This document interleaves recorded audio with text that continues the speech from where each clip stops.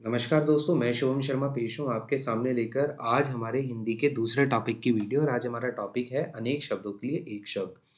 इस क्लास में जितने क्वेश्चन मैं करवाऊंगा आपको कहीं लिखने की जरूरत नहीं है। अगर आपको पीडीएफ चाहिए तो लिंक आपको डिस्क्रिप्शन बॉक्स में मिलेगा।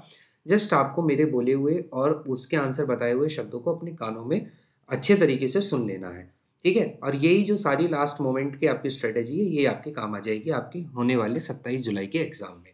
तो आइए स्टार्ट करते हैं। पहला क्वेश्चन हमारे सामने है, बिना हल जोतने वाली बिना हल जोते उगने वाली फसल, तो इसको कहा जाता है अकृष्ट पचया। क्या कहा जाएगा? अकृष्ट पचया। दूसरा हमारा होता है वह भूमि जो पहले ना जोती गई हो, यानी कि ऐसी भूमि जो पहले नहीं जोती गई हो उसको भी हम क्या कहते हैं? अकृष्ट पूर्वा। पूर्वा मतलब पहले, अकृष्ट मतलब जो भूमि पहले कभी जोती नहीं गई। जैसे बिना हल जोतने वाली फसल को हम क्या करें? अकृष्ट पचया। और जो भूमि पहले नहीं जोती गई उसको क्या बोल रहे हैं? अकृष्ट पूर्वा। ठीक है।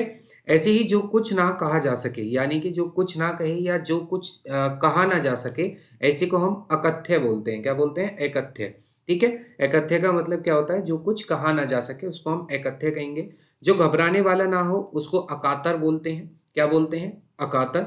जो जोता बोया ना गया हो उसको अकृष्ट बोलते हैं। अभी शुरू के दोनों इसी पर ही आधारित थे।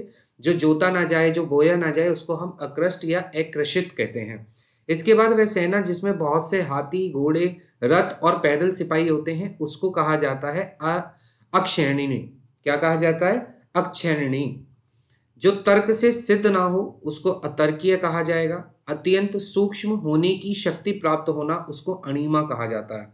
ठीक है। अत्यंत सूक्ष्म यानी कि छोटे होने की शक्ति को हम क्या कहते हैं? अणिमा कहते हैं। इसके बाद अगला आता है, जैनों का सूर्यास्त से पहले होने वाला भोजन उसको कहा जाता है अथऊ। क्या कहा जाता है? अथऊ। पश्चिम दिशा जहां सूर्य अस्त होता है उसको हमेशा कहा जाता है अथमना। तो दोनों में आपने समझा कि अगर सूर्य अस्त से पहले भोजन कर लिया तो अथऊ, पश्चिम दिशा जहां सूर्य अस्त होता है उसको अथमना कहा जाता है। तो अथ शब्द जो है वो पश्चिम दिशा के लिए आपको दर्शाया गया है जहां सूर्य अस्त होता है। ठीक है। इसके बाद वह जिसने किसी से ऋण लिया हो, यानी कि वह जिसने किसी से उधार लिया हो उसको अधर्मण कहा जाता है। क्या कहा जाता है? अधर्मण।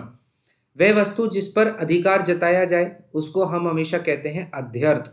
क्या कहा कहते हैं? अध्यर्थ। जिसकी कीमत कम हो, जिसकी कीमत कम होती है उसको अनर्ध्य कहा जाता है। जो वश में ना हुआ हो उसको अनायत कहा जाता है। ऐसी प्रशंसा जिससे निंदा का भाव निकले, यानी कि ऐसी प्रशंसा या आप ऐसा एडमायरेशन कर रहे हो किसी को कि वास्तव में वो कर आप बेइज्जती सी रहे हो, व्यंग रूप में किसी की वो कर देना प्रशंसा, उसको कह देते हैं अप्रस्तुति। क्या कहते हैं? अप्रस्तुति। अप्रस्तुति का मतलब होता है कि प्रशंसा तो हो रही है पर उसमें कहीं ना कहीं भाव है निंदा का, कि आप तिरस्कार कर रहे हो, ठीक है, मजाक उड़ा रहे हो। जिसे मारना उचित ना हो उसको अबध्य कहा जाता है। क्या कहा जाता है? अबध्य। इसके बाद अगला हमारे पास आता है, जो विधि या कानून के विरुद्ध होता है उसको अवैध या गैर कानूनी कहा जाता है। जो भला बुरा ना समझता हो या सोच समझकर काम ना करता हो ऐसे व्यक्ति को अविवेकी कहा जाता है। विवेक हमेशा किससे आपका रिप्रेजेंट होता है? तो विवेक का मतलब बुद्धि होती है, और अगर आप बिना बुद्धि के काम करोगे तो अविवेकी पुरुष कहलाओगे। जो शोक करने योग्य ना हो, जो शोक करने योग्य नहीं होता उसको अशोच्य कहा जाता है। जिसकी चिंता नहीं हो सकती या जिसका चिंतन नहीं किया जा सकता उसको अचिंतनीय या फिर अचर्तीय कहा जाता है। जिसका उत्तर नहीं दिया गया हो उसको अनुत्तरित कहा जाता है। अनुत्तरित। अनुत्तरित का मतलब क्या है? जिसका उत्तर ना दिया गया हो। वह स्त्री जिसका पति दूसरा विवाह कर ले, यानी कि वह स्त्री जिसका पति एक स्त्री के अलावा दूसरी स्त्री से विवाह कर लेता है उसको अधियूढ़ा कहते हैं। क्या कहते हैं? अधियूढ़ा। जिसे बुलाया ना गया हो वो अनआहुत। आहूत मतलब बुलाया गया हो, और अनआहुत का मतलब होता है जिसे बुलाया ना गया हो। परंपरा से चली हुई आई बात या कथा, यानी कि ऐसी होती है ना जो बहुत पहले से एक कथा चली आई है, एक बात चली आई है, उसको अनुश्रुति कहा जाता है। क्या कहा जाता है? अनुश्रुति। यानी कि ऐसी बात जो बहुत समय से या परंपरा से चलती हुई आ रही है। एक एक अक्षर तक, यानी कि एक एक अक्षर तक की अगर कोई बात करेगा तो उसका होगा अक्षरश। क्या होगा? अक्षरश। जिस पर अभियोग लगाया गया हो उसको अभियुक्त कहा जाता है। जिस पर दोष लगाया जाता है, जिस पर अभियोग लगाया जाता है, जिस पर आरोप लगाया जाता है उसको क्या कहा जाता है? अभियुक्त कहा जाता है। जिसके अंदर अर्थ भरा हो उसको अर्थ ग्रमित कहते हैं। जिसकी गिनती नहीं हो सकती वो अनगिनत या अगणनीय होता है। ठीक है, जिसको हम गिन नहीं सकते वो अनगिनत है। जो शुद्ध ना हो वो अशुद्ध होता है। जिसे पढ़ा ना जा सके वो अपठ्य होता है। जो प्रमाण द्वारा सिद्ध ना हो सके उसको अप्रेम्य बोलते हैं। क्या बोलते हैं? अप्रेम्य कहते हैं। तो जितने शब्द आपने यहाँ पढ़े इनको एक बार से आप फिर दोबारा से सुनेंगे। बिना हल जोते उगने वाली फसल एकृष्ट पच्या कहलाती है। जो भूमि फैले नहीं जोती गई उसको एकृष्ट पूर्वा कहते हैं। जो कुछ कहा ना जा सके उसको अगत्य कहते हैं। जो घबराने वाला नहीं होता उसको अकातर कहते हैं। जो जोता या बोया नहीं जा सकता उसको अकृष्ट या अकृषित कहते हैं। वह सेना जिसमें बहुत सारे हाथी, घोड़े, रथ और पैदल सिपाही होते हैं उसको अक्षौहिणी बोलते हैं। जो तर्क से सिद्ध ना हो यानी कि अतर्कीय होता है। तर्क से सिद्ध नहीं होगा तो अतर्कीय हो जाएगा। अत्यंत सूक्ष्म होने की शक्ति को अणिमा कहते हैं। ठीक है, इसके बाद जैनों का सूर्यास्त होने से पहले वाला जो भोजन होता है उसको अथऊ कहते हैं। पश्चिम दिशा जहाँ सूर्य अस्त हो जाता है वो अथमना कहलाता है। वह जिसमें किसी से ऋण लिया गया हो वो अधर्मण होता है। वह वस्तु जिस पर अधिकार जताया जाएगा वो अध्यर्थ होती है। जिसकी कीमत कम होती है वो अनर्ध्य होता है। जिसको वश में ना किया जा सके वो अनायत होता है। ऐसी प्रशंसा जिसमें निंदा का भाव निकल जाए वो अपस्तुति कहलाती है। ऐसी जिसे मारना उचित नहीं होता वो अवध्य कहलाता है। विधि या कानून के विरुद्ध आपका अवैध या गैर कानूनी, जो भला बुरा ना समझता हो या विवेक से काम ना करता हो वह विवेकी पुरुष है। जो शोक करने योग्य नहीं होता वह अशोच्य होता है। जिसकी चिंता नहीं हो सकती है, जिसका चिंतन नहीं किया जा सकता वह अचिंतनीय है। ठीक है, जिसका उत्तर ना हो वो आपका अनुत्तरित है। वह स्त्री जिसका पति दूसरा विवाह कर लेता है वो अधियोड़ा कहलाता है। जिसे बुलाया नहीं जाता वो अनाहुत होता है। परंपरा से चली हुई आ रही कोई बात को अनुरूति कहते हैं, अनुश्रुति कहते हैं। एक एक अक्षर तक अक्षरश कहा जाता है। जिस पर अभियोग या आरोप लगाया जाता है उसको अभियुक्त कहा जाता है। जिसके अंदर अर्थ भरा होता है उसको अर्थग्रमित कहा जाता है। जिसकी गिनती नहीं हो सकती उसे अनगिनत कहा जाता है। जो शुद्ध नहीं होता वो अशुद्ध होता है। जो पढ़ नहीं सकता वो अपठ्य होता है। और जो प्रमाण द्वारा सिद्ध ना हो सके उसको अप्रम्य कहते हैं। ठीक है, आई होप आपको ये चीजें समझ आई होंगी। अगले क्वेश्चंस की तरफ चलते हैं। अगला है वह बात या भाव जिसे प्रकट करने की इच्छा होती है। यानी कि कोई बात या कोई ऐसा भाव है जिसे प्रकट करने की इच्छा है उसको अभिप्रेत कहते हैं। ठीक है, अभिप्रेत कहते हैं। निष्फल ना होना, निष्फल ना होना यानी कि जो चीज आपने कही उसको पूर्ण रूप से उसमें सफलता मिल जाना, उसमें निष्फल का कोई भाव ना होना, उसको अमोद कहा जाता है। क्या कहा जाता है? अमोद कहा जाता है। जैसे साधु संतों का जो श्राप होता था वो अमोद होता था, यानी कि उसको निष्फल नहीं कर सकते थे। ठीक है, किसी के गुणों को भी अवगुण समझना, यानी कि किसी के हैं गुण लेकिन उसके अच्छाई में भी बुराई अगर आपको दिखती है इसका मतलब असूया होती है। क्या होती है? असूया। असूया का मतलब होता है कि किसी के गुण को भी अवगुण समझ लेना। सबसे आगे रहने वाला अग्रणी कहलाता है। जिसको जीता नहीं जा सकता वो अजेय होता है। जिसके बारे में कोई निश्चय नहीं होता वो अनिश्चित होता है। जो अपने स्थान या स्थिति से अलग ना किया जा सके वो अच्युत होता है। क्या होता है? अच्युत। अच्युत यानी कि वो जो अपने स्थान या स्थिति से अलग ना होता उसको अच्युत कहा जाता है। इसके बाद जो अपनी बात से नहीं हटता, अपनी बात से पीछे नहीं हटता वो अटल व्यक्ति होता है। जिसका निवारण नहीं किया जा सकता वो अनिवार्य है, या जिसे करना आवश्यक होता है वो अनिवार्य होता है। जो अनुग्रह से युक्त होता है, जो कृपा से युक्त होता है उसको अनुग्रहित कहते हैं। क्या कहते हैं? अनुग्रहित। पीछे पीछे चलना अनुगामी, आगे चलने के लिए अग्रणी और पीछे चलने के लिए आपका क्या होता है? अनुगामी। गामी मतलब इसके पीछे पीछे चलना, अनुगामी। जो सबके मन की बात जानता है वो अंतर्यामी होता है। और जो कुछ नहीं जानता वो आपका अज्ञ या अज्ञानी होता है। अज्ञ बहुत इंपॉर्टेंट है। जो कुछ नहीं जानता उसको अज्ञ कहा जाता है। जिसके जमीन में उत्पन्न करने की शक्ति नहीं है, यानी कि जिसके जमीन में कोई भी फसल नहीं उत्पन्न करने की शक्ति है उसको हम बंजर कहते हैं, ऊसर कहते हैं या अनुर्वरा कहते हैं। ठीक है, ये तीनों एक ही पर्यायवाची में है, अनुर्वरा, ऊसर और बंजर। इसके बाद गुरु के निकट रहने वाला विद्यार्थी अंतेवासी होता है। क्या होता है? अंतेवासी। जो गुरु के निकट रहता है वो अंतेवासी होता है।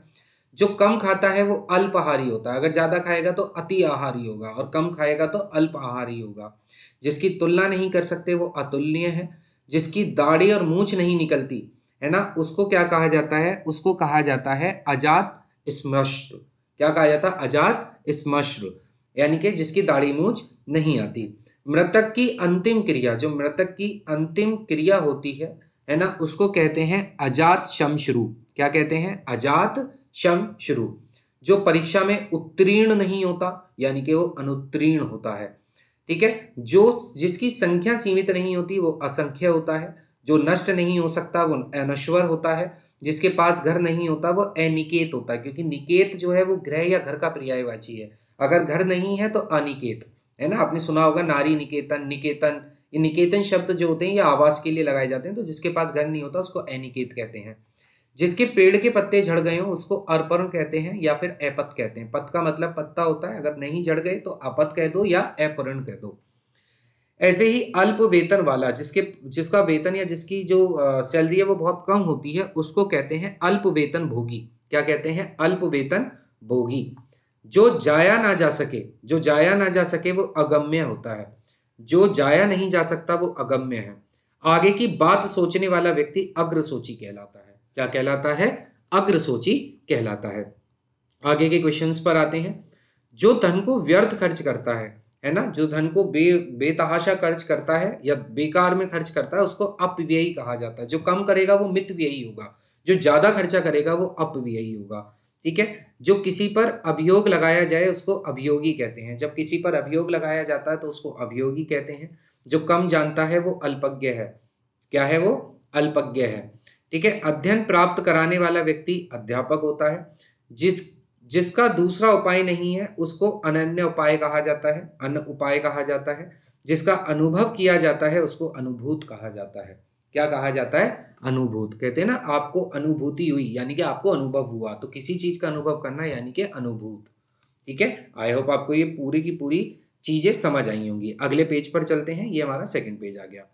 इसके बाद जिसका ज्ञान इंद्रियों के द्वारा नहीं होता या जो इंद्रियों द्वारा जाना ना जा सके, यानी कि इंद्रियों का कोई रोल नहीं हो, तो उसको अगोचर भी कह सकते हैं या फिर हम अति इंद्रिय भी कह सकते हैं। अति इंद्रिय मतलब जिसकी ज्ञान इंद्रियों के द्वारा नहीं होता। जिसकी आशा नहीं की जाती वो अप्रत्याशित होता है। जिसकी उपमा ना हो वो अनुपम होता है। जिसकी कल्पना नहीं की जा सकती वो अकल्पनीय या फिर कल्पनातीत होता है। जिसकी हंसी से अट्टालिका तक हिल सके उसको अट्टहास कहा जाता है, यानी कि जोर जोर से दांत फाड़कर हंसने वाला व्यक्ति को अट्टहास कहा जाता है ना। जिसकी सीमा ना हो वो असीम है। कभी नहीं मरने वाला अमर कहा जाता है। दोपहर के बाद का जो समय होता है उसको अपराह्न कहते हैं। बिना पलक गिराए या बिना पलक झपके इसको अनिमेष, अपलक या एकटक कहा जाता है। निमेष मतलब पलक होती है, तो बिना पलक झपकाए मतलब अनिमेष। जिसके माता पिता नहीं होते उसको अनाथ कहा जाता है। वह यंत्र जो छोटी चीज को बड़ा दिखाता है, जिसको आप मैग्नीफाइंग ग्लास कहते हो, उसका हिंदी शब्दांश क्या है? अणुवीक्षण। क्या है? अणुवीक्षण। तो अणु यानी कि छोटी सी चीज को बड़ी सी दिखाने वाला क्या कहलाएगा? अणुवीक्षण कहलाएगा। ऐसी कई व्यक्तियों में एक अनियंतम, कई व्यक्तियों में एक, तो इसको बोलते हैं अनियतम। काल से पहले होने वाली मृत्यु कहलाती है अकाल मृत्यु। ठीक है, कहीं आसक्त ना रहने वाला व्यक्ति कहलाता है अनासक्त। ठीक है, कहीं आसक्त ना रहने वाला व्यक्ति क्या कहलाता है? अनासक्त। अगले पर आते हैं। जो पुरुष अभिनय करता है वो अभिनेता होता है। जो स्त्री सूर्य को कभी ना देख सके वो असूर्य पश्या या असूर्यम पश्या कहलाती है। याद रखना, ये मोस्ट इंपोर्टेंट है। ठीक है, जो स्त्री कभी सूर्य नहीं देख सकती वो असूर्य पश्या कहलाती है या असूर्यम पश्या कहलाती है। जो जन्म नहीं लेता वो अज या फिर अजन्मा होता है। जा मतलब जन्मना, और जा के आगे अगर आ लग गया तो अजन्मा, जो जन्म नहीं लेता। ठीक है, जो जन्म नहीं लेती वो अजा हो जाती है। जा पुरुष में लग गया नहीं लेता, और अजा स्त्री के भाव में लग गया जो जन्म नहीं लेती। जो नहीं हो सकता वो असंभव होता है। जो कार्य आवश्यक होने वाला होता है वो अवश्यम भावी होता है। जो चलता नहीं वो अचल होता है। जो अल्प बोलता है वो अल्पभाषी होता है। अल्प मतलब जो कम बोलता है। जो मापा नहीं जा सकता वो अपरिमेय या फिर अपरिमित होता है। जो अंडे से जन्म लेता है उसको अंडज कहा जाता है। जो खाने योग्य नहीं होता उसको अखाद्य कहा जाता है। जो नहीं खाता हो उसको अनागत कहा कहते हैं। सॉरी, जो नहीं आता हो, जो आता नहीं हो उसको अनागत कहते हैं। आगत मतलब आना, अनागत मतलब नहीं आना। जो अल्प जानता है, अल्प मतलब जो बहुत कम जानता है, उसको अल्पज्ञ कहते हैं। जो भक्षण करने योग्य ना हो उसको अभक्ष्य कहा जाता है। जो पहले कभी नहीं होता वो अभूतपूर्व होता है। भूतपूर्व का मतलब पहले, और नहीं हुआ तो आ लगा दिया उसके आगे, अभूतपूर्व। जो पहले कभी नहीं सुना गया वो अश्रुतपूर्व होता है। श्रुतपूर्व मतलब पहले सुना हुआ, और अश्रुतपूर्व का मतलब है पहले ना सुना हुआ। ठीक है। इसके बाद अगले पर आते हैं हम। ज्यों का तो, ज्यों का त्यों का मतलब होता है अविकल। क्या कहते हैं इसको? अविकल। जिसकी कल्पित पर्वत के पीछे सूर्य अस्त होता है, जिस कल्पित पर्वत के पीछे सूर्य अस्त होता है उसको अस्ताचल कहते हैं। क्या कहते हैं? अस्ताचल। क्योंकि पर्वत अचल है, चल नहीं सकते, और उसके पीछे सूर्य अस्त हुआ, इसलिए शब्द बना अस्ताचल। जिसके समान दूसरा नहीं है वो अद्वितीय है। ठीक है, अद्वितीय है। जिसके पास कुछ भी नहीं हो, यानी कि जिसके पास कुछ भी नहीं होता उसको अकिंचन कहते हैं। क्या कहते हैं? अकिंचन कहते हैं। जिसका कुल का पता नहीं होता वो अज्ञात कुल होता है। ठीक है। जिसके आने की तिथि मालूम नहीं होती वो अतिथि होता है, यानी इसलिए कहते हैं ना अतिथि। अतिथि आ मतलब तिथि बिना जाने जो आ जाए वो अतिथि कहलाएगा। जिसमें शक्ति नहीं है वो अशक्त है। जिसमें सामर्थ्य नहीं है वो असमर्थ है। जिसका जन्म पहले हो चुका है वो अग्रज है। जिसका जन्म पीछे हुआ है वो अनुज है, यानी कि बड़ा और छोटे का बात चल रही है यहाँ पर। जिसका मन कहीं और होता है उसको अनमना या फिर अन्य मनस्क कहते हैं। ठीक है, यानी कि जिसका मन कहीं और होता है, बात कहीं और चल रही है, मन कहीं और जा रहा है, उस व्यक्ति को अनमना या फिर अन्य मनस्क कहा जाता है। जिसका शत्रु जन्म तक नहीं होता उसको अजात शत्रु कहते हैं, या शत्रुओं पर विजय प्राप्त करने वाले को भी अजात शत्रु कहा जाता है। जो कभी भेदा नहीं जा सकता वो अभेद होता है। अत्यधिक वर्षा होना अतिवृष्टि कहलाती है, और वर्षा का ना होना अनावृष्टि कहलाती है। आत्मा और परमात्मा का द्वैत भाव ना मानने वाला, यानी कि आत्मा और परमात्मा को द्वैत भाव का ना मानने वाला क्या कहलाता है? अद्वैतवादी माना जाता है। क्या माना जाता है? अद्वैतवादी। इसके बाद जिसके समान दूसरा नहीं है अथवा जिसका कोई जोड़ ही नहीं है, मतलब जिसके समान कोई दूसरी चीज ही नहीं है, उसको अनन्य कहते हैं। क्या कहते हैं? अनन्य कहा जाता है। इसके बाद अगला आता है जो पहले कभी नहीं देखा गया हो वो अदृष्ट पूर्व होता है। भाई पूर्व मतलब पहले, दृष्ट मतलब देखना। जो पहले नहीं देखा गया उसके आगे ए लग गया तो अदृष्ट पूर्व हो गया। जो देखा नहीं जा सकता वो अदृश्य होता है। बड़ा चढ़ाकर कही गई बात अतिशयोक्ति होती है। जो इस लोक में संभव नहीं है वो अलौकिक है। जो इस लोक में संभव नहीं है उसको आप क्या मानोगे? काल्पनिक, और काल्पनिक को अलौकिक कह देंगे हम। ठीक है। जो अनुकरण करने योग्य है उसको अनुकरणीय कहा जाता है। जो सबसे आगे गिनने योग्य होता है वो क्या कहलाता है? अग्रगण्य। ठीक है। जिसके पार नहीं देखा जा सकता वो अपारदर्शी, जिसके पार नहीं देखा जा सकता वो अपारदर्शी होता है। जो ईश्वर में विश्वास रखता है वो आस्तिक, और जो नहीं रखेगा वो नास्तिक। जहाजों को रात्रि में मार्ग दिखाने वाला प्रकाश स्तंभ क्या कहलाता है? आकाशद्वीप। ठीक है। इसके बाद जिससे शास्त्र का ज्ञान नहीं होता उसको कहा जाता है आगमर रहित। क्या कहा जाता है? आगमर हित। ठीक है, आगम रहित। क्या कहेंगे? आगम रहित। रहित मतलब ज्ञान नहीं है, और आगम मतलब शास्त्र का ज्ञान नहीं है, तो वो आगम रहित कहलाएगा। वह जिसकी सभी कामनाएं पूर्ण हो चुकी हैं उसको आप्त काम कहा जाता है। ठीक है, जो जिसकी सभी कामनाएं पूर्ण हो जाती हैं उसको आप्त काम कहा जाता है। छिपाने या ढकने का कार्य आवेष्टन कहलाता है। वह जो किसी के बंधन का कारण हो उसको आश्रव कहते हैं। क्या कहते हैं? आश्रव। ठीक है, जो किसी के बंधन का कारण होता है। जो आया हो वो आगत, और जो नहीं आता वो अनागत। अभी ऊपर बताया था मैंने ये। जो अपनी हत्या करता है उसको आत्महत्या या फिर आत्मघाती कहते हैं। आत्म शब्द लग जाता है आगे। जो अपना है वो आत्मीय है, और जो अग्नि से उत्पन्न होता है उसको आग्नीय कहा जाता है। अग्नि से उत्पन्न वाले को क्या कहते हैं? आग्नीय। क्या कहते हैं? आग्नीय। इसके बाद जो साधा ना जा सके, जो साधा नहीं जा सकता उसको असाध्य कहते हैं। क्या कहते हैं? असाध्य कह सकते हैं। जो वचन के द्वारा प्रकट करने योग्य नहीं होता उसको अनिर्वचनीय कहा जाता है। ठीक है। जो समय के अनुकूल नहीं होता वो असामयिक होता है। इसके बाद जिसके समान कोई दूसरा भक्त नहीं होता वो अनन्य भक्त होता है। जिसके समान ना हो वो अनन्य है, और भक्त ना हो तो अनन्य भक्त है। जो बिना वेतन के काम करता है वो अवैतनिक कहलाता है। जो स्त्री अभिनय करती है वो अभिनेत्री कहलाती है। इसके बाद अपने ऊपर निर्भर रहने वाला व्यक्ति आत्मनिर्भर होता है। जीवन भर का मतलब आजीवन होता है। तुरंत कविता रचने वाले व्यक्ति को आशु कवि कहते हैं। जिसकी बाहें घुटनों तक पहुंचती हों उसको अजानु बाहु कहते हैं। ठीक है, अजानु बाहु कहा जाता है। जिसकी बाहें जानू यानी कि घुटने, जानू किसको कहा जाता है? घुटने। तो घुटनों तक जिसकी बाहें पहुंचती हैं उसको अजानु बाहु कहा जाता है। आलोचना करने वाला व्यक्ति आलोचक होता है, और वह व्यक्ति जिसका पति परदेश गया हो वो आगत पति का होती है। ये भी अगेन इंपॉर्टेंट है। ठीक है। आगत पति का, जिसका पति प्रदेश चला जाता है वो आगत पति का होती है। जो सूर्य नहीं देख सकती वो असूर्यम पश्या होती है। तो याद रखना स्त्री वाले ये दो तीन शब्द हैं जो आपके लिए इंपॉर्टेंट है। ठीक है, अगले की तरफ चलते हैं। अगला क्वेश्चन हमारे सामने होगा, सेतु बंध से हिमालय पर्वत तक। सेतु बंध से हिमालय पर्वत तक, इसको क्या कहेंगे? आ सेतु हिमालय। क्या कहेंगे? आ सेतु हिमालय। बालक से वृद्ध तक सभी, इसको बोला जाता है आबाल वृद्ध। देखो इनके तो नामों से ही आपको समझ आ रहा है, आबाल वृद्ध। ठीक है, इसके बाद आशा से अतीत, इसको बोला जाता है आशातीत। क्या कहेंगे? आशातीत। तो आशा से अतीत आशातीत, बालक से वृद्ध आबाल वृद्ध, सेतु बंध से हिमालय पर्वत तक ये कहला रहा है आ सेतु हिमालय। तीनों में एक चीज है, जब ये तक तक का वाला साउंड आ रहा है उस केस में आ का आपको आगे देखने को मिल रहा है। ठीक है, इसके बाद देवताओं को दिखाए जाने वाला दीपक आरती। जो किसी के निमंत्रण पर आया हो वो आमंत्रित होता है। पद से मस्तक, आपाद मस्तक। ऋषि का कहा हुआ वचन आवर्ष वचन।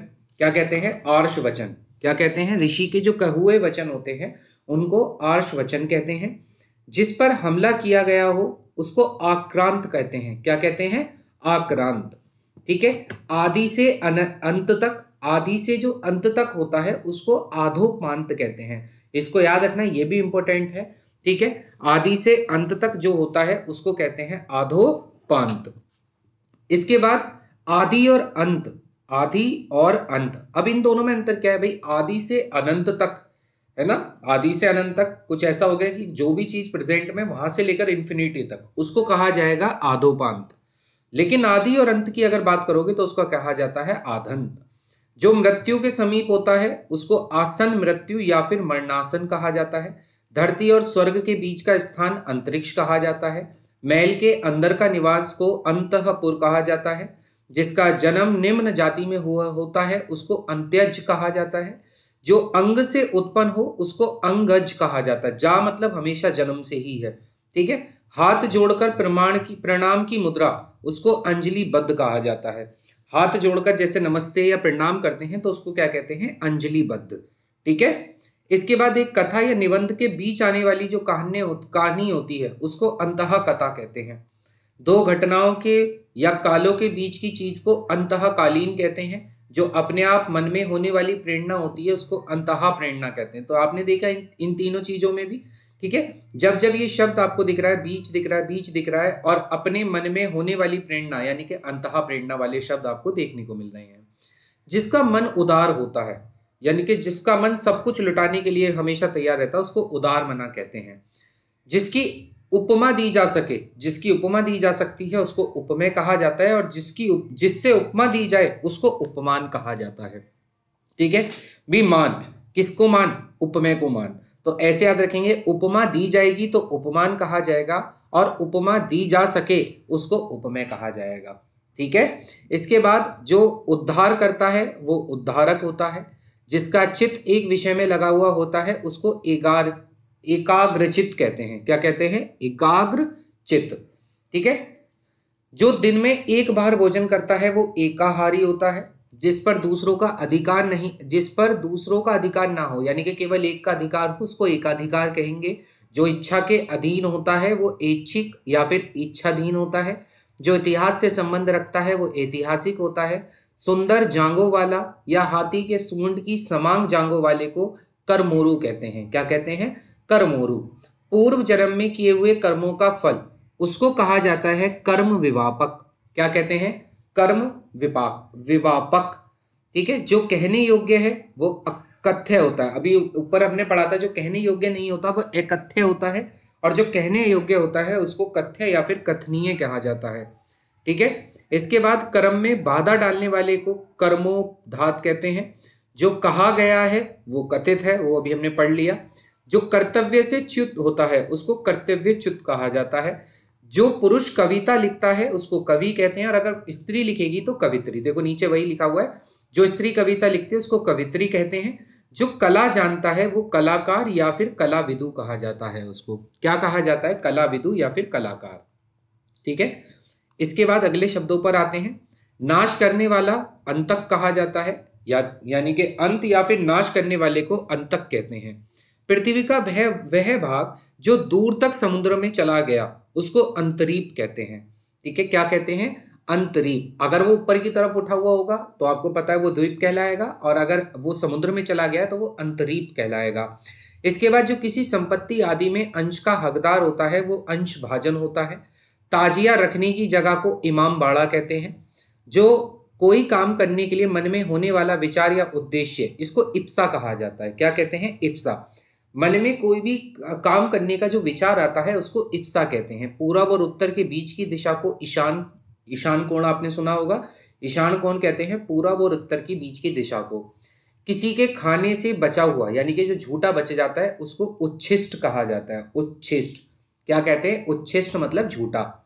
ऋण देने वाला व्यक्ति क्या होते हैं? उसको उत्तमरण बोलते हैं। जो ऋण देने वाला व्यक्ति होता है, जो उधार देता है ना, जो उधार देता है उसको क्या कहा जाता है? उत्तमरण।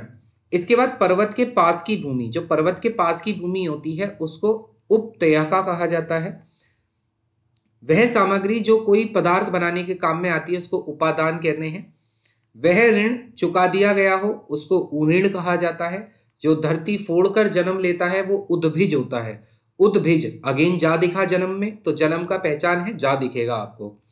जिसमें खूब उपज होती है उसको उर्वर कहा जाता है या फिर उपजाऊ कहा जाता है। और अगर उपज नहीं होती तो वो अभी आपने ऊपर देखा था उसको हम क्या कह रहे थे, क्या बोलते थे उसको? कहते हैं ना वो बंजार जमीन जो होती है ना, ये उपजाऊ है। इसके बाद जिस कल्पित पर्वत से सूर्य का उदय होता है उसको उदयाचल कहते हैं। ये अभी हम ऑलरेडी पहले पढ़ चुके हैं, ये रिपीट आया है। दूसरों का उपकार करने वाला व्यक्ति उपकारी होता है। किसी की उपासना की जाती है तो उसको उपास्य कहते हैं। उपासना मतलब पूजा करना। ठीक है, और जो उपासना करता है उसको उपासक कहा जाता है। इसके बाद जो कष्ट सहन करता है वो कष्ट सहिष्णु होता है। जो कानों को सुनने में कटु या कड़वा लगता है वो कर्ण कटु होता है। कर्ण मतलब कान होते हैं। जो कल्पना से परे होता है उसको कल्पानीत कहा जाता है। कल्पना से परे। जहां मुर्दे गाड़े जाते हैं उसको कब्र गृह या फिर समाधि भूमि कहा जाता है। कष्ट से साध्य होने वाला कष्ट साध्य होता है। कुछ समय के लिए जो नियुक्त होता है अधिकारी उसको कार्यवाहक कहते हैं।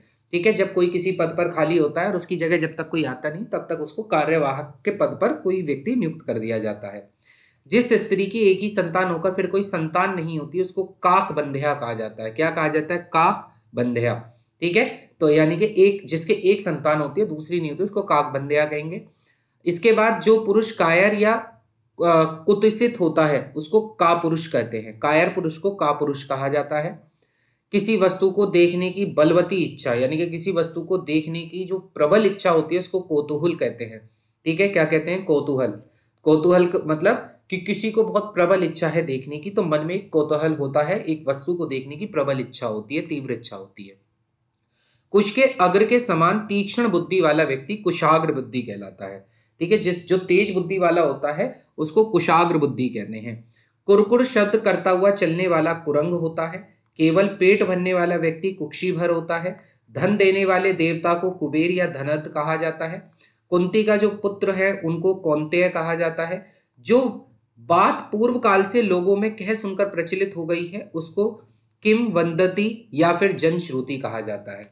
क्या कहा जाता है? जन श्रुति या फिर किम वंदती। ऐसे ही क्रम के अनुसार अगर कोई बात होगी तो क्रमानुसार होगी। जो ये समझ नहीं पाएगी क्या करें उसको क्या कहा जाता है? किन कर्तव्य विधि मूण। जो खरीद या मोल लिया गया हो उसको क्रीत कहते हैं। क्या कहते हैं? क्रीत। जो खरीद लिया जाता है या जिसका मोल लगा दिया जाता है उसको क्रीत कहा जाता है। ठीक है, और इधर आपका है छाती के बल पर चलने वाला व्यक्ति उरग कहलाता है। उर जो है, ये उर शब्द को यहाँ बताया भी गया है कि उर का मतलब छाती होता है। तो गा मतलब चलना, यानी कि उरग छाती के बल पर चलना। जो ऊपर कहा गया है, जो ऊपर कहा गया हो वो उपयुक्त होता है। जिसके जमीन में उत्पन्न करने की शक्ति होती है वो उर्वरा होता है। ठीक है, इसके बाद अगले आते हैं। जिसे भारी जगत का ज्ञान नहीं होता उसको कूप मंडूक कहा जाता है। जिसको भारी जगत का ज्ञान नहीं होता उसको कूप मंडूक कहा जाता है। जिसका जन्म उच्च कुल में होता है उसको कुलीन या फिर अभिजात कहा जाता है।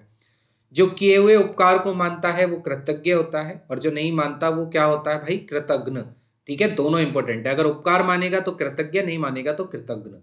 जिसका कार्य सिद्ध हो जाता है वो कृत कार्य कहलाता है। कार्य संपन्न होने पर अत्यंत प्रसन्न होना कृत कृत्य कहलाता है। जो सब शास्त्र पढ़ चुका हो वो कृतागम होता है। करने योग्य वाले काम को कृता कृत्य कहते हैं। कांटों से भरा हुआ कंकट, इसको बोलते हैं कंटकका किरीण। ठीक है। इसके बाद कंटक, क्योंकि कंटक मतलब कांटा होता है, तो कंटक आकीर्ण मतलब क्या होता है, कांटों से भरा हुआ। जिस सिर पर बाल ना होंगे उसको खलवाट कहा जाता है। ठीक है, खलवाट, खलल तो पड़ेगा ही जब बाल नहीं उगेंगे ना। जिसे घर बार ना हो उसको खाना बदोश या फिर भेगर कहा जाएगा। जो हमेशा खड़ग हाथ में लिए रहता है वो खड़ग हस्त होता है। जो खाने योग्य होता है वो खाद होता है। खेलने वाला खिलाड़ी कहलाता है।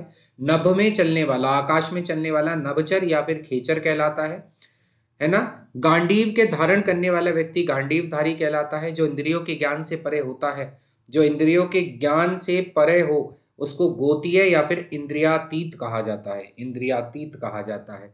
जिनके अनेक प्रकार के जिसने मतलब जहां अनेक प्रकार के पशु पक्षी आपको देखने को मिलते हैं उसको चिड़ियाघर या चिड़ियाखाना कहेंगे। ठीक है। चारों वेदों को जानने वाला व्यक्ति चतुर्वेदी होता है। जिसके 4 पद हैं उसको चतुष्पद कहा जाता है। पानी में चक्र हो, जिसके पानी में चक्र हो उसको चक्र पाणी कहते हैं। जैसे कृष्ण भगवान है, चक्र को धारण करने वाले चक्रधारी कहलाते हैं। गद और पद मिश्रित काव्य अगर कोई बनता है तो उसको चंपू कहते हैं। जब गद और पद को मिलाकर कोई काव्य तैयार होता है तो उसको क्या कहा जाता है, चंपू। जो दूसरों में केवल दोषों को ही खोजता है वो छिंद्रान, क्या कहते हैं उसको, छिद्रान वेशी कहा जाता है। छिद्रान वेशी कहा जाता है। जिसका जन्म जल में होता है वो जलज यानी कि कमल कहलाता है। जो जन्म से ही अंधा होता है उसको जन्मांध कहा जाता है। इंद्रियों को जीतने वाला जितेंद्रिय कहलाता है। जे पेट की अग्नि जठराग्नि कहलाती है। जान से मारने की इच्छा जंघासा कहलाती है, जिंघासा। जीतने की इच्छा जिर्गिशी, क्या बोलते हैं इसको, जिगिरशा। क्या होती है ये जीतने की इच्छा, जिगिरशा। जानने की इच्छा जो होती है वो जिज्ञासा होती है। जल से चलने फिरने वाला व्यक्ति जलचर। जो जीना चाहता है वो जीजी विशु। ठीक है, जीजी विशु कहता है। गिरह बसाकर रहने वाला व्यक्ति गृहस्थ होता है। हाथी के समान मंदी गति से चलने वाली स्त्री गजगामिनी।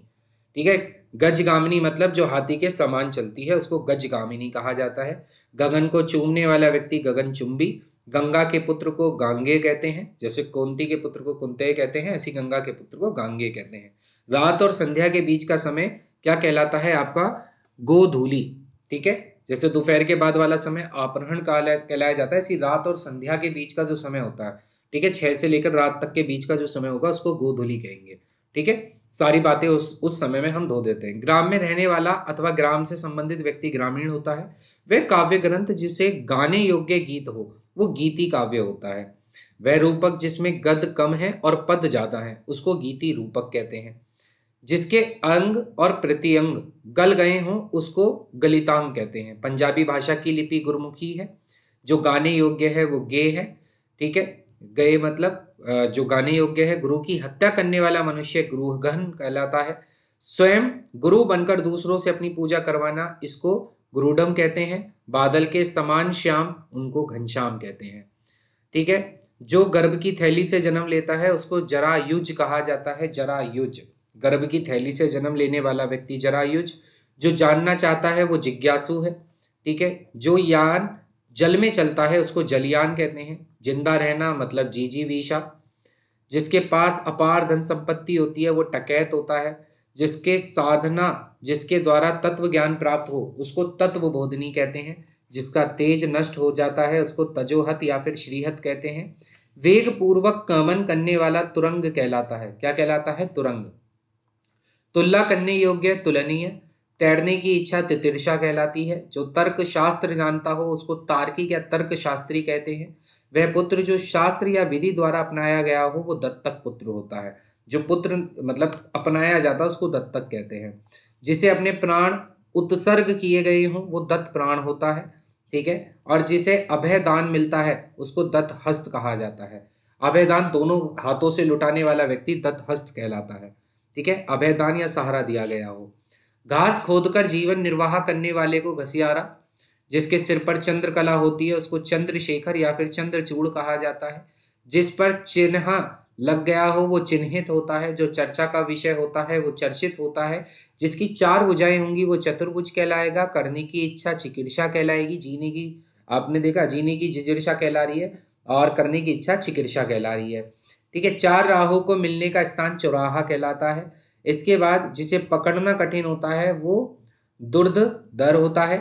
इसके बाद पहले या एक बार कही हुई बात फिर से दोबारा रिपीट करना, उसको द्विरिक्ति कहते हैं। क्या कहते हैं? द्विरिक्ति। ठीक है, जिसे कठिनाई से जाना जा सके वो दुर्योग्य होता है। जो देने योग्य होता है वो देह होता है। हिंदी की लिपि देवनागरी। दाव, जंगल की अग्नि जो होती है उसको दावाग्नि कहते हैं। जो कठिनाई से समझ आता है वो दुर्बोध होता है। ठीक है, जो शीघ्र समझ नहीं आया, बहुत देर में समझ आया, उसको दुर्बोध कहा जाता है। अगले ऊपर आते हैं। वे मार्ग जो जिसमें चलने पर कठिनाई पैदा होती है वो दुर्गम होता है। कैसा होता है? दुर्गम, कठिन मार्ग। दोनों पक्षियों की भाषा समझने वाला, दोनों पक्षी की भाषा समझने वाला द्विभाषी है, सॉरी दोनों पक्षों की भाषा समझने वाला दुभाषीय कहलाता है। ठीक है, शिक्षा की समाप्ति पर दिया जाने वाला उपदेश उसको दीक्षांत भाषण कहते हैं। जब शिक्षा की समाप्ति या दीक्षा की समाप्ति होती है उसके बाद जो उपदेश दिया जाता है उसको दीक्षांत भाषा कहा जाता है। पुत्री का पुत्र दौहित्र कहा जाता है। ठीक है, तो पुत्री के पुत्र को क्या कहा जाता है? दौहित्र। पुत्री की पुत्री को कहा जाता है दौहित्री। ठीक है, इसके बाद दिन जो आता है वो दिनानुदिन होता है। ठीक है, डे नेक्स्ट टुमारो, उसको क्या कहते हैं? दिन के बाद दिन, यानी कि दिनानुदिन। ठीक है, दिनानुदिन। दो पैरों वाला द्विपद कहलाता है। जिस स्त्री का भाग्य खराब होता है वो दुर्भागा होती है। जिसका जन्म द्वीप में होता है वो द्विपायन होता है।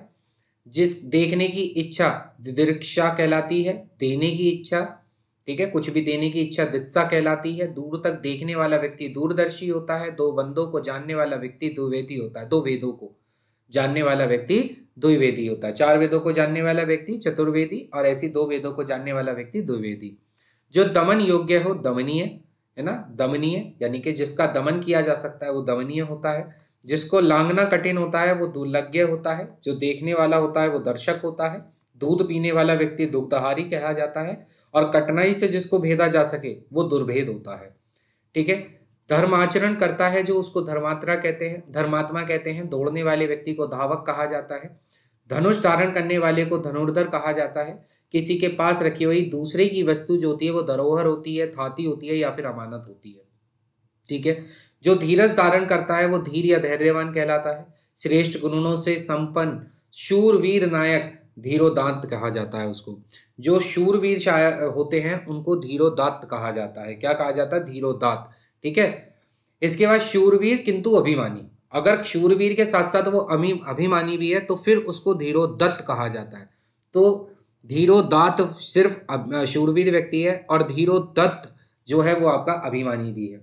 ध्यान देने योग्य क्या कहलाता है? ध्यातव्य। ऋण ना चुकाने वाला व्यक्ति कहा जाता है नादी हंत। ठीक है, जिसके शरीर पर आघात नहीं होता वो नासेतुद होता है। जो बड़ों का आदर नहीं करता वो निरीस कहा जाता है। जिसका कोई उद्देश्य नहीं होता वो निरुद्देश्य होता है। जिसके हाथ में कोई उद्यम या काम नहीं होता वो निरुद्धम होता है। जिसके मन में ईर्ष्या नहीं होती वो क्या होता है भाई? निर्मत्सर होता है। ठीक है, इसके बाद जिसके अवयव न हो उसको निर्वत कहा जाता है। ठीक है, उसको क्या कहा जाता है? निर्वयव। इसके बाद जिसके काम के लिए धन ना दिया जाए वो निशुल्क काम होगा। जिसकी संतान नहीं होती वो निसंतान कहा जाते हैं उन्हें। जो कोई इच्छा नहीं होती उसको निस्पृहा कहा जाता है। कोई इच्छा ना होना यानी कि कोई स्पृहा ना होना, निस्पृहा। अर्धरात्रि का समय निशीत कहा जाता है। ऐसे ही रंगमंच के पर्दे के पीछे का स्थान जो होता है वो नेपथ्य होता है। इंपॉर्टेंट है नेपथ्य भी। रंगमंच के पीछे का स्थान नेपथ्य कहलाता है। ठीक है, इसके बाद जिसका दमन कठिन होता है, ठीक है, जिसका दमन कठिन होता है वो दुर्दम्य होता है। जिस समय मुश्किल से भिक्षा मिलती है वो दुर्भिक्ष होती है। ठीक है, जिसने किसी विषय में चित्त लगा दिया वो दत्तचित्त होता है। जिसके 10 आनन होते हैं वो दशानन यानी कि रावण है। जो कठिनाई से पछता है वो दुष्पाच्य है। जो बड़े कष्ट से निवारित किया जा सके वो दुर्निवार है। जो द्वार की रक्षा करता है वो द्वारपाल है। वश में करना कठिन हो तो उसको क्या कहा जाता है? दुर्धर्ष कहा जाता है। जो विलंब में काम करता है विलंब से काम करता है, देरी से काम करता है, उसको दीर्घ सूत्री कहा जाता है। जो आसानी से उपलब्ध नहीं होती वो दुर्लभ, तेज चलने वाली चीजों को द्रुतगामी कहा जाता है। वह यंत्र जिससे दूर की चीजें पास नजर आती हैं उसको दूरबीन कहा जाता है। और बुरा आचरण करने वाला व्यक्ति दुराचारी या कदाचारी कहा जाता है। ठीक है, जिसके चित्त में दृढ़ निश्चय होता है वो दृढ़ निश्चयी होता है। दशरथ के पुत्र जो हैं वो दाशरथी कहे जाते हैं, दाशरथी।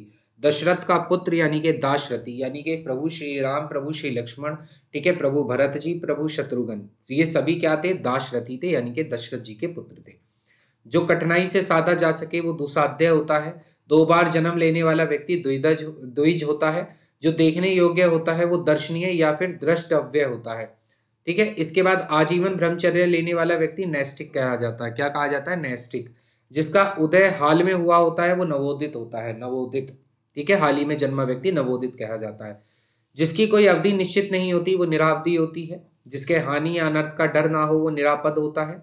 जिसमें जिसमें जीव अर्थात जीवन नहीं होता वो निर्जीव। जहां एक भी मनुष्य नहीं होता वो निर्जन। ठीक है, नई ब्याही वधु या जिस स्त्री का विवाह अभी हुआ है उसको नवोड़ा कहा जाता है या नववधु कहा जाता है। जिसका उत्साह नष्ट हो जाता है वो निरुत्साह होता है। जो नीति का विशेष ज्ञाता होता है वो नीतिज्ञ होता है, पॉलिसी मेकर। ठीक है, जिसका कोई कहीं आश्रय ना हो उसको निराश्रय कहते हैं। जिसको लज्जा नहीं होती वो निर्लज होता है। जिसका कंठ नीला होता है वो नीलकंठ होता है। जिसका कोई सहायक ना हो वो निस्सहाय होता है। जो कुछ खाया पिया ना हो उसको निराहार कहा जाता है। इंद्रिय रहित व्यक्ति को निरिंद्रिय कहा जाता है। ठीक है, जिसमें कोई विवाद नहीं होता वो निर्विवाद होता है। और जिसकी कोई कामना नहीं होती वो निष्काम होता है। ठीक है, जिसमें कोई कामना नहीं होती वो क्या होता है? आपका निष्काम होता है। इसके बाद अनुचित बात के लिए आग्रह करना दुराग्रह, यानी कि कोई गलत बात के लिए अगर आप आग्रह कर रहे हो तो वो दुराग्रह कहा जाता है। अपने धर्म से घिरा हुआ व्यक्ति धर्मच्युत होता है। ठीक है, नगर में रहने वाले को नागरिक कहते हैं। और जो बिना किसी विरोध के चुन लिया गया हो वो निर्विरोध होता है। ठीक है, क्या होता है? निर्विरोध होता है। अगले पर आते हैं। जिसका कोई उपाय नहीं है वो निरुपाय है। जिसका मूल नहीं है वो निर्मूल है। जो मांस नहीं खाता वो निरामिष है। निरामिष इंपॉर्टेंट है। जो मांस नहीं खाता वो निरामिष कहा जाता है।